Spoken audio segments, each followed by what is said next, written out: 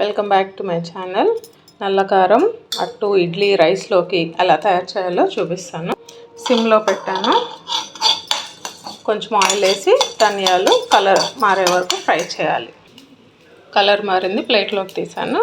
Next stove మళ్ళీ సిమ్లోనే ఉంచేసి కొంచెం ఆయిల్ వేసి ఒక 3 స్పూన్స్ జీలకర్ర, ఇది కూడా కలర్ మారాలి. జీలకర్ర కూడా కలర్ మారింది.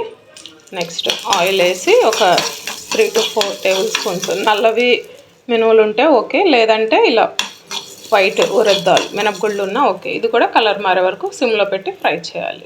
మినపగుళ్ళు ఫ్రై అయిపోయినాయి. సో సిమ్లోనే ఉంచేసి కొంచెం ఆయిల్ వేసి ఎండుమిర్చి 15 దాకా వేసాను. ఇది కూడా కొంచెం కలర్ మారాలి. ఎండుమిర్చి కూడా ఫ్రై అయినాయి, తీసేసాను.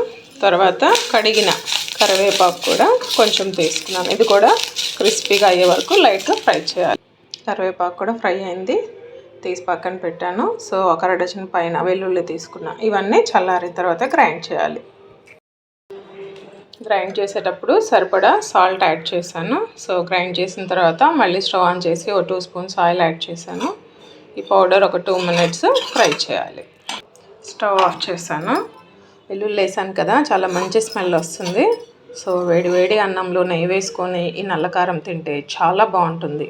అట్లాగే వేడి వేడి ఇడ్లీలో అయినా అట్టులో అయినా, ఇడ్లీలో అయితే నెయ్యి వేసుకొని కారప్పొడి అయితే చాలా బాగుంటుంది. సో అట్టు అయితే జస్ట్ కారప్పొడి నంచుకొని తిన్నా చాలా బాగుంటుంది. ఇంకెందుకు ఆలస్యం, మీరు ట్రై చేయండి. ఇది చల్లారిన తర్వాత air tight plastic, steel, glass జార్లో పెట్టుకుంటే మినిమం 2 months నిల్వ ఉంటుంది. సో నాకు తెలిసి 2 months అయితే నిల్వ ఉండదు. ఈలోపే మనం యూజ్ చేసేస్తాం, ఎందుకంటే టిఫిన్స్ రైస్కి అంత బాగుంటుంది. మీరు ట్రై చేయండి, కమెంట్లో తెలియజేయండి. For more videos subscribe, like, share.